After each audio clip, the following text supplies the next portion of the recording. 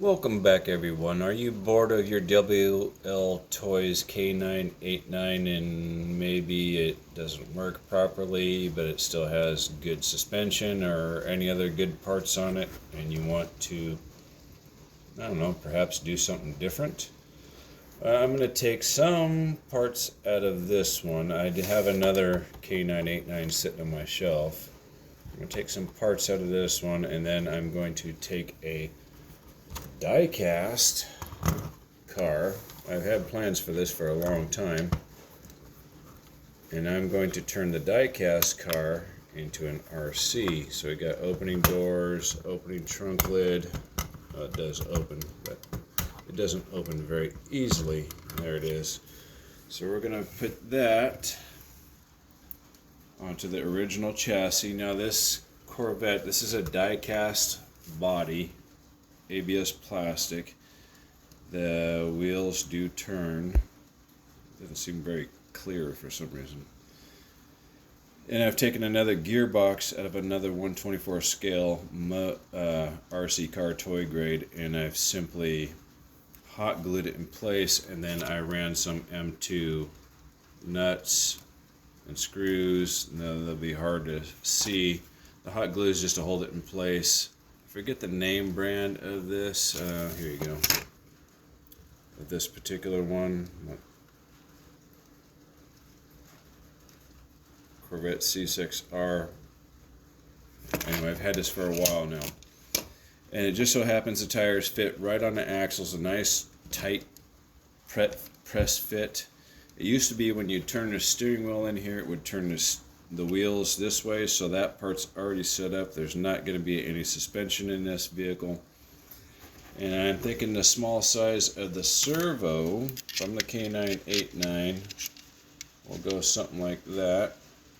And then we'll stick our receiver in there and our 400 milliamp hour battery pack, and we'll make it a two-wheel drive. I have no idea what size motor that is. You could probably use a 130 size motor, but as of right now, from the test fitting, the body fits directly on there.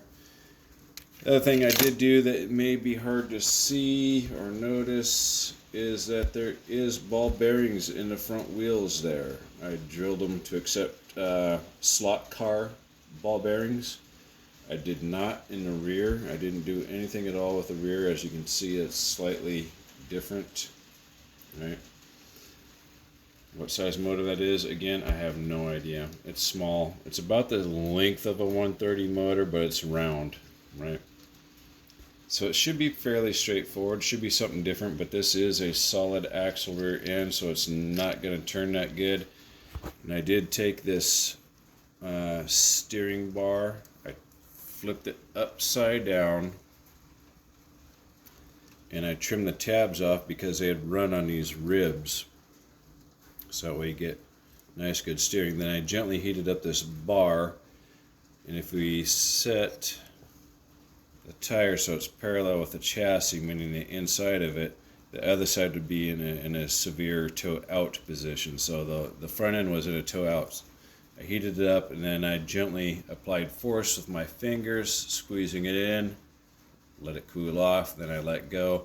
And I did that about 3 different times to achieve the desired result, where I'm, to my best guess, is the front wheels are parallel with the chassis. So that should allow for a little more straight line speed. These tires are not very grippy, but I'm not expecting a bunch. That's going to be the weight of the body that's going to provide the mechanical traction. There is a spoiler somewhere. Oh, here it is.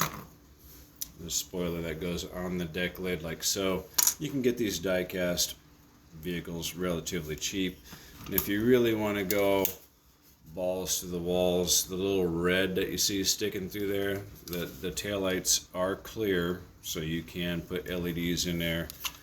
And same with the front. You can probably see the lower fog lamp holes, and then there's some up there for the upper headlights as well. So I mean, if you wanted to put headlights in this guy, you could. So something a little bit different than your K989, and then you get the nice small parts to work with.